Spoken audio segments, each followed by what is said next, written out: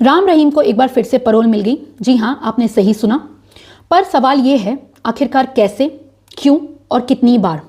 सो hi guys, मैं हूँ शान्या और इस वीडियो में मैं आप सबको ये डिकोड करके बताऊंगी कि आखिर राम रहीम को बार बार पैरोल क्यों मिल रही है।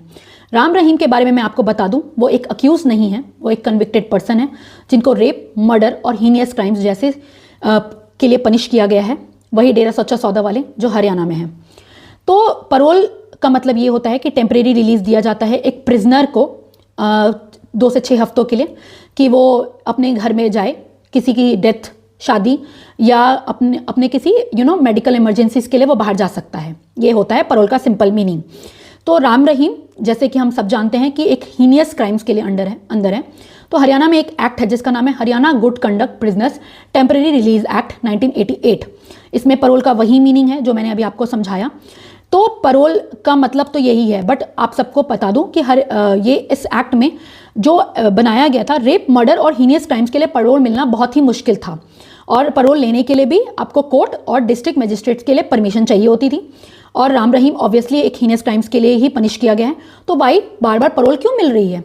तो हाँ, अगर आप देखो 2012 के बाद पैरोल मिलनी ज़्यादा शुरू हुई। इसका कारण ये है, पिक्चर यहीं से बदली। 2012 में इसी एक्ट में एक अमेंडमेंट आया, ठीक है, एक्ट नया आया।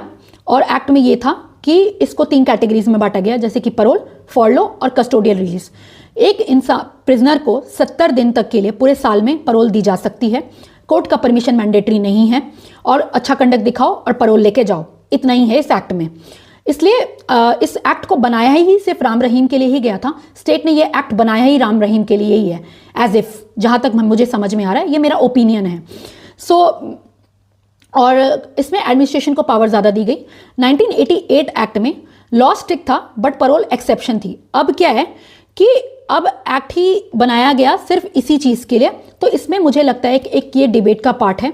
इसमें जुडिशरी की कोई भी गलती नहीं है, ये सिर्फ स्टेट ने बनाया है इसके लिए ताकि वो पैरोल पे बार बार बाहर आए। हरियाणा में जब भी इलेक्शंस होते हैं या कोई भी बड़े एंगेजमेंट्स होते हैं तो वो पैरोल के लिए बाहर आता है, जैसे 70 दिन के लिए, 120 दिन के लिए, वगैरह वगैरह।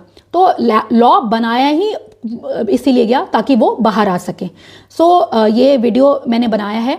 आप सब इस वीडियो को ज़्यादा से ज़्यादा शेयर कीजिए, मेरे यूट्यूब चैनल को लाइक कीजिए, शेयर कीजिए और सब्सक्राइब कीजिए। Thank you so much.